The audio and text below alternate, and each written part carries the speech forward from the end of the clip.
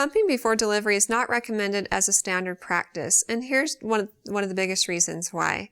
When you pump or stimulate the nipples, it can actually cause oxytocin to be released from your brain, because this is the hormone that causes letdown when you are breastfeeding.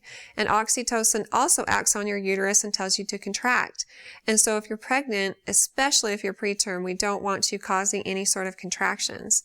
And a lot of people may think, oh, well, if I'm full term, then it would be okay to do that then, but not necessarily. It's always best to wait till after you've had the baby to see if there is actually a problem with your milk supply. Once your baby's been born, then nurse your baby every 2 to 3 hours or pump, which is going to stimulate your body to make milk.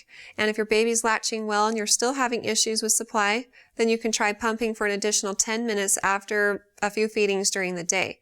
Also make sure that you're drinking plenty of water and that you're getting plenty to eat.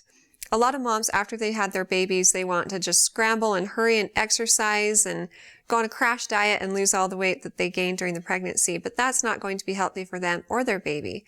In fact, you essentially put in your order for your whole breastfeeding experience during the first 2 months.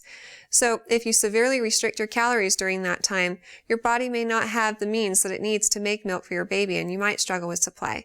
So a lot of moms think they can eat whatever they want while they're pregnant and then go on a crash diet while they're nursing, and that's not the case. You only need about 300 extra calories a day during pregnancy, but you need 400 to 500 extra calories a day while breastfeeding. Now, it's not just a good excuse to eat a couple of donuts or whatever. Make sure that it's nutrition that's packed with a punch for you and your baby. Whole grains, fruits, veggies, things that are going to give you and your baby good nutrition. And continue to take a prenatal vitamin. If you've done these basics and they're not helping and you continue to struggle with supply, talk to a lactation specialist or your pediatrician, and they might be able to watch you nurse, see what's going right, see what's going wrong, and see if any adjustments need to be made there.